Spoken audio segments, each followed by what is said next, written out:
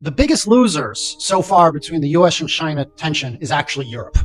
And Europe should actually be the big winners. Europe should be looking to do deals with the United States and do deals with China and extract the best trade opportunities with both countries. But inexplicably, the Europeans have vassalized themselves to the United States. And it really just doesn't make a lot of sense to me. When you look at it, in 2008, Europe's economy was actually larger than America's. Now, Europe's economy is about 40–50% smaller than America's. And it's only going to continue to get worse as the Europeans don't buy cheap energy from Russia and rely on American LNG gas, which America is selling to Europe for 4 times the price. And importantly, instead of trying to forge strong trade relations with China, which would be a great way for Germany to export its way out of its economic malaise, which would be a great way for London in the UK to solidify its position as a finance center by getting Chinese companies to IPO there. Instead of doing all of this, European leaders are continuing to fearmonger about China's rise and are continuing to issue xenophobic statements, whether it be about China building a larger embassy in London, which a lot of British are saying is going to be used to spy on the Brits, whether it be Ursula von der Leyen or Kaja Kallas in Brussels saying that China is a threat to the European way of life. Or even worse, when you see Mark Rutte, who is the former prime minister of the Netherlands and is now the secretary general of NATO, says that it's highly likely that China is going to push Russia to invade NATO countries. So you have all this fear-mongering and xenophobia about China's rise is really hurting Europe's ability to extract the best trade deals and the best investment for their people. And they need it because the average European has dropped about 40% in their quality of life over the last 15 to 20 years, which can largely be attributed to bad policy and decision-making in Europe. So let's take a closer example. The Dutch essentially took Xperia, which is a semiconductor company that's affiliated with the Chinese. And we still don't know what the complete story is. They say that it might have been because the CEO of the company, a Chinese person, was trying to buy and spend more money than he should have from some of his other companies, thus hurting Xperia in the Netherlands. But it's clear, to me anyway, that whether that was an issue or not, the way the Dutch went about seizing control of Xperia was a mistake. They didn't talk with the Chinese authorities. Second, they banned a Chinese to be CEO of the company. I'm not sure why you would do that unless you were racist. And then third, they also said that they were concerned about the subsidiary company or affiliate companies getting the technology from Xperia in the Netherlands and transferring it back to China. But the reality is this was a Chinese company that bought fairly Xperia in the Dutch and are transferring technology. So on the one hand, you have Europeans saying that China only steals IP and technology from the Europeans. But this is an example of Chinese spending billions of dollars investing in Europe to buy IP, create jobs, and they still can't get access to their technology on the grounds of national security threats. So to me, this is just another bad action by the Dutch and is representative of a lot of countries in the EU that are fear-mongering about China's rise. Frankly, over the next decade, to me, the best countries that are going to be strong economically and powerful will be the United States, if it can handle the polarization and get through the next 3 years with President Trump. China, if it doesn't implode politically and ensures that there's steady economy and steady leadership transitions. And then India. I think Europe is going to be the big loser of all the major powers over the next decade because they're vassalizing themselves to the United States, not benefiting from the relationship with the US, not forging strong relations with China, and they're basically a stagnant country, or stagnant region, I should say. A lot of the countries there, they only work 35 hours a week. They take months and months off on vacation. It's almost impossible to fire a low-performing employee.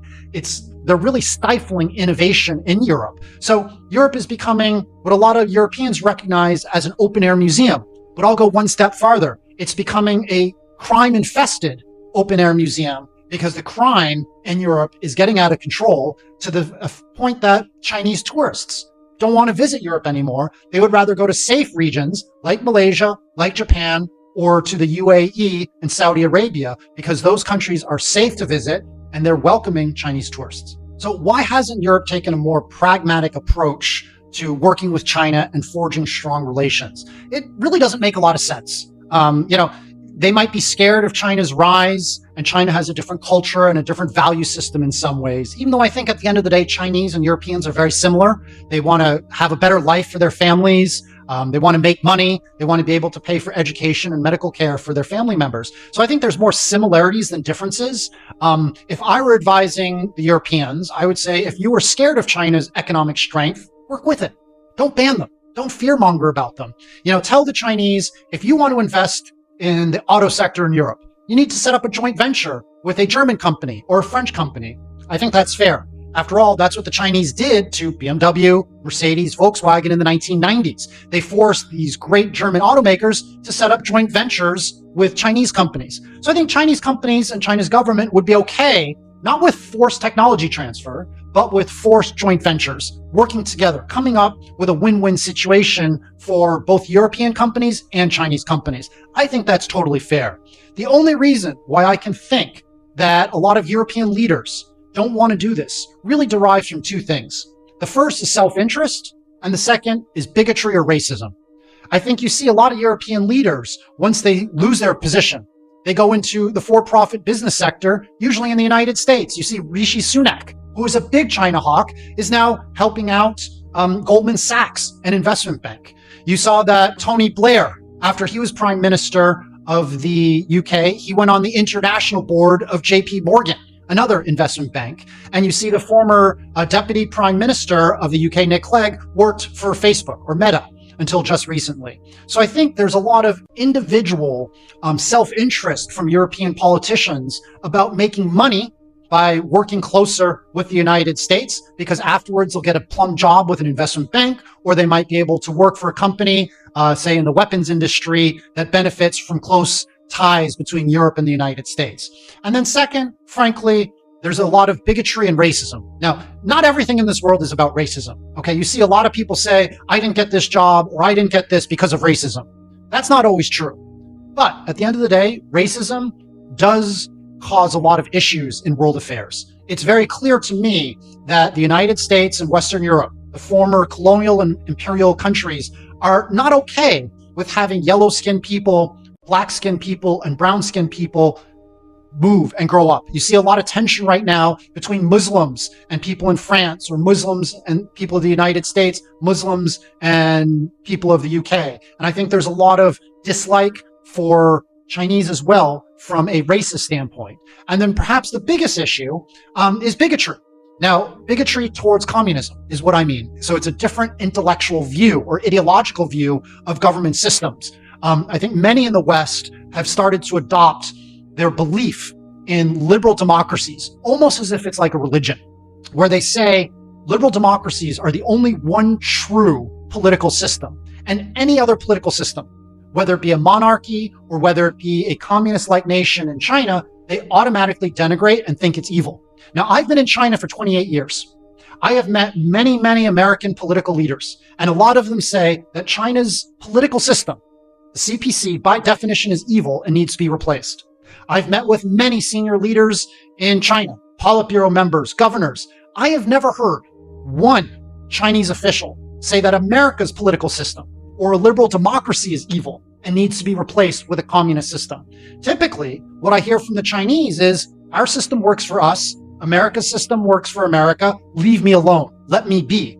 But there's a Christian missionary-like zeal in Western world that is trying to force liberal democracies onto other countries.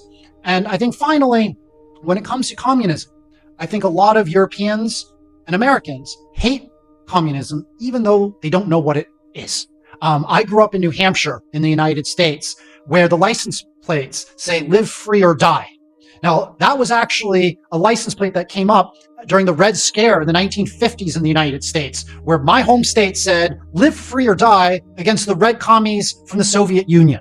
And so I think a lot of people in the West make a mistake in thinking that Chinese communism is the same as Soviet Union communism, and they hate what they don't know. There's actually a lot more flexibility in China than under the Soviet era communism. So for instance, here, obviously you have a very bustling, burgeoning private sector.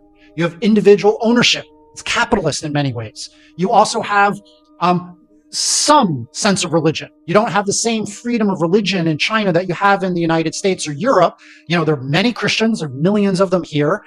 There's millions of Buddhists in Tibet. And I think the government does a good job at letting people adhere to their faith, as long as the people in charge of the faith, the bishops and the monks, at the end of the day, look to the CPC, or the Communist Party of China, as the final powers. While in the United States and in Europe, if you're Catholic, you're going to look at the Pope as being more important in many ways than the prime minister or president of your own country. China doesn't want to do that because they suffered during the 1840s and 1850s, during the Opium Wars and the Taiping Rebellion, where tens of millions of people died because somebody thought he was the younger brother of Jesus Christ. So they're scared about organized religion that they can't control. And I think, just for me, philosophically, I think it's good to have religion and semi-freedom of religion, but I also think it's good to have religion that's underneath the umbrella of the government, so that you ensure people have their faith, but you don't allow too much anger come from it. I mean, you look at what's happening in Gaza and Israel right now because of religion. And I think in Europe, we're seeing that same hatred towards China because of religion and a misunderstanding of what China is.